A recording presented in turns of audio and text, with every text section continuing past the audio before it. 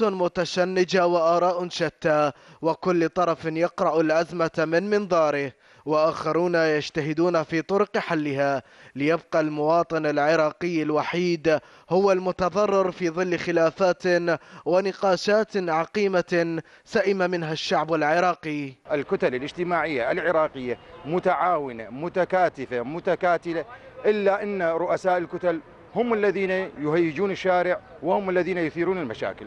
اطلب منكم تشوفوا لنا حل، احنا اختاريناكم حتى تشوفوا لنا حل، واذا انتم ما قادرين على هذا الشيء يعني خلوا غيركم يجي حتى يحل هاي المشاكل اللي تصير. من جانب آخر طالب الشارع العراقي السياسيين بالكف عن لغة التصعيد الطائفي التي ألهبت الأوساط الشعبية، خصوصا بعد التفجيرات الأخيرة التي أسمت أيامهم بأسماء دامية وأخرى سوداء. تعبنا بصراحة، يعني تعبنا من الوضع دي يتأزم يوم عن يوم وما نلاحظ تحسن، رغم انه اكو رسائل تظهر يعني على التلفاز من خلال المسؤولين بان الوضع مستتب والامن مستقر، لكن احنا نلاحظ العكس، يعني انفجارات نفس ما هي، انحلال امني تام.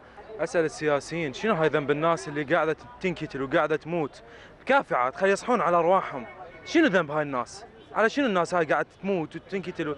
كافي خلافات. وبحسب متابعين للمشهد أن على السياسيين إعادة حساباتهم، وأن يعوا أن محكمة الشعب آتية لا محال، وسوف يلعن التاريخ كل من عمل لحسابه وترك ملايين الفقراء والأرامل والأيتام يعانون شغف العيش. مشهد سياسي يجوبه الغموض وأوضاع أمنية غير مستقرة، هذا ما تشهده العاصمة العراقية بغداد وسط مطالبات ودعوات من قبل الأوساط الشعبية إلى القادة السياسيين بالالتفاتة الحقيقية إليهم. من بغداد خطاب الهيتي، البغدادية. في رده على طعن